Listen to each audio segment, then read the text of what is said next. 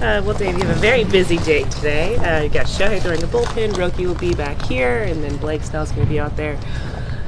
So you'll be in a lot of places at once. So starting with Roki, what are you kind of hoping to see with him as he is going to be facing just another team, facing hitters, and hopefully just kind of like continuing to settle in? You know, I think he is settling in. I think it'll be good to see him face some hitters. I think there's going to be a little ramp up in intensity, and the plan is for him to go through 2 innings. And I'm not trying to get too much out of this. Just getting him built up and seeing if he can execute pitches, and then go from there. What will be really, I guess, the telling factor for you that he could truly be that viable option to start in Game 2 in Tokyo? I think the one part of it is the build-up and just continuing to get him from 2 to ultimately 5 innings. We all believe that the skill set, the pitch mix plays. Obviously, he's got to go out there and compete. But I think the main thing is just getting him built up and then go from there. Dave, you have Tommy playing second again today. Do you see that being the position that he plays the majority of the year, at least to start? I don't know yet. I think that we have a couple guys in James and Andy playing center field. We got Ha-Seong out there a little bit in center field. Tommy obviously can play some center field. And so just kind of keeping him, active on the dirt at second base. We know he can play short. And to kind of see where Ha-Seong goes and develops as the spring goes on. But yeah, he's still in the mix. But I do believe that getting him out there and I'm talking about Ha-Seong Kim in center field, but also playing some second base, there's not a lot of downside to that. What have you seen with Ha-Seong just in center field? I know that he primarily was more left field, but how have you seen him kind of handle that transition? We just think with the foot speed, it makes a lot more sense to have him in center field. He's a baseball player, and the work out in the outfield. Just the other day, we got a little snapshot of him in center field. The actions look good. I think he'll be fine out there, and just kind of getting him some more reps as well just makes him more viable on a major league roster. Do you know names of hitters that Roki's facing? What's that? Do you know names of hitters? I don't. It's the White Sox guys, but I'm not sure who they're sending over. Do you see a path where Kim needs to open the season in the minor leagues to more so offensively to make the adjustment? I would say if there's one part of it, the question mark, I would say, it is the bat. I think that's something that, the competition is different over there than here. Just the adjusting, and obviously he's going through some swing changes that he believes will help him also make this kind of transition easier and sustainable. He bet on himself to come here and to compete, and so right now he's in a competition to earn a job with us. So I would say that that's still all in play, and we don't need to make a decision right now, obviously, but I would say that if there's one thing that would kind of, that we're still is in question, is the bat, and I think that's a fair thought on our part. What's your early look at it? Early look at it, I think that there's significant adjustments with his mechanics that I think that will play with velocity, play with late movement, the cut fastball, the changeup versus right. So he's just got to have more game repetitions, but the buy-in has been outstanding, and certainly there's a lot of aptitude with Ha-Seong. Really smart guy, open guy, really energetic. So there's a lot of things to like. You said, like early in camp, like Snell's like a next level thinker. Like when you have conversations with him, what is it that he says or sees in the game that kind of sticks out or is different than maybe a normal talk this time? I think that he is very sure of himself, which is what comes with experience and his stuff, his pitch mix. He talks a lot about watching hitters and how they react to pitches. I think that I don't hear a lot from pitchers now these days about hitters' kind of emotions or demeanor or how they swing at a certain pitch, which leads to potential sequencing, right? And so those are conversations that we have, and he is really trying to get the lay of the land of the Dodger culture and trying to figure out how he fits into the organization, how he can make people around him better. And so for me as a manager, that's really exciting for me. Yeah, how much have you noticed just like him kind of going out of his way, talking to different guys, offering advice or observations or whatnot? Like, have you kind of seen that on a daily basis from him? Daily basis.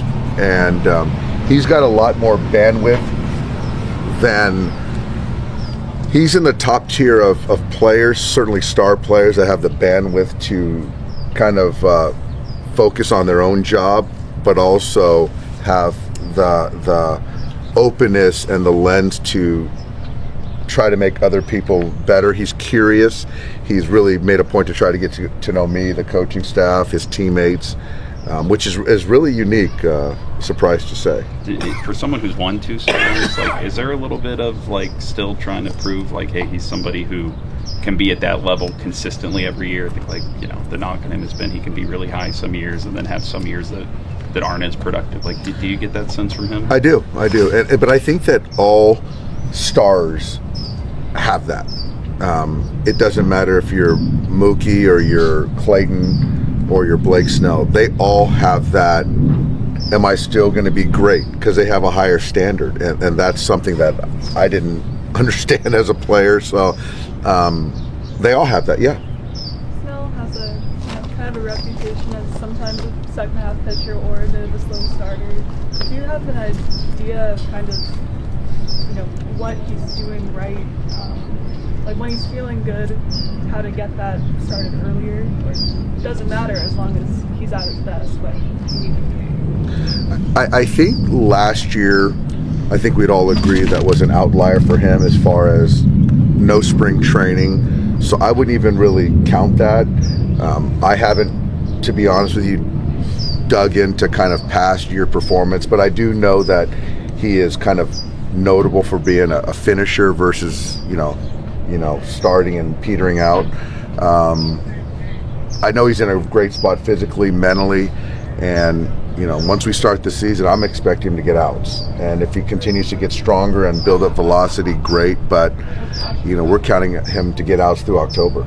I think Grove said he kind of got a late start to his throwing program after the shoulder injury last year. Is he one of those guys that's a little behind schedule right now, or how do you look at where he might be by opening day?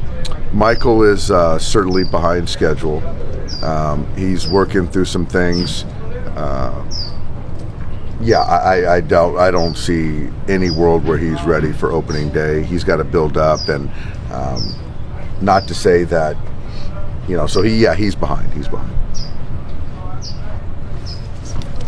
All right, thanks, guys. Yep. Could the Dodgers' hidden gem Ha-Seong Kim make a shocking impact this season?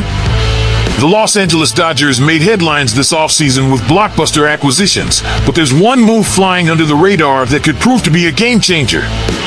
Ha-Seong Kim, a Korean baseball organization, KBO, standout, signed a 3-year, $12.5 million deal with the Dodgers, and while most fans are focused on the big names, Kim might just be the hidden piece that surprises everyone this season.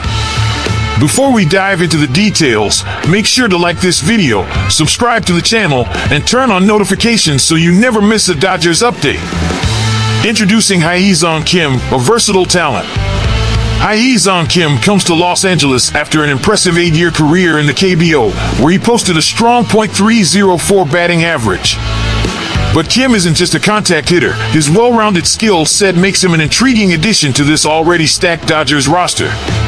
He's a speedster on the bases, swiping 211 stolen bags with an elite 85% success rate.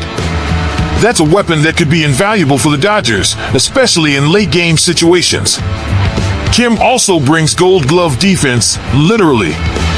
He made history by becoming the only player in KBO history to win a Gold Glove at both second base and shortstop. That level of defensive versatility is something the Dodgers always value, and it could open doors for him to contribute at multiple positions. Can his bat translate to the MLB?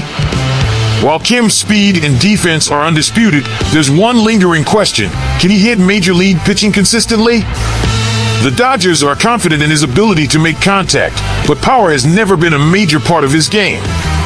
In fact, his 11 home runs in 2024 were a career high, and he's never posted a slugging percentage above .458, even in the offense-friendly KBO. Manager Dave Roberts recently acknowledged this concern, stating that there's still a question mark surrounding Kim's bat and hinting that his role on the opening day roster isn't set in stone. Right now, he's in a competition to earn a job with us, Roberts said. So I would say that's still all in play, and we don't need to make a decision right now. That's not exactly a ringing endorsement, but it does suggest the Dodgers are open to giving Kim a real shot at proving himself. How Kim could fit into the Dodgers lineup? So, what are Kim's chances of making the opening day roster? And if he does, where would he fit? The Dodgers are loaded with infield depth, but that doesn't mean Kim is out of the picture. His ability to play both second base and shortstop makes him a valuable depth option behind Mookie Betts, Gavin Lux, and Miguel Rojas. But let's say his bat performs better than expected in spring training. Could we see him in a bigger role? It's not out of the question. With his speed, defense, and ability to put the ball in play, he could serve as a late-game defensive replacement, a pinch runner, or even a platoon option in certain matchups. And here's something to consider. Dave Roberts loves players who can do a little bit of everything. If Kim can prove he belongs, Roberts will find a way to get him in the lineup. Worst case scenario, starting in the minors. Now, what if things don't go Kim's way? Given the Dodgers' depth, there's a real possibility that he starts the season in AAA to get more at-bats and adjust to MLB pitching. This wouldn't be a disaster. The Dodgers are only paying Kim a little over $4 million per year, and he's still just 26 years old. A few months in the minors to work on his approach at the plate could make him even more valuable when he does get the call. Final thoughts and fan question. So, Dodgers fans, what do you think? Will Ha-Seong Kim make the opening day roster and become a surprise contributor this season? Or will he need more time to develop in the minors? Let us know in the comments. And don't forget to like this video, subscribe to the channel, and turn on notifications so you never miss out on the latest Dodgers news. Thanks for watching, and we'll see you in the next video.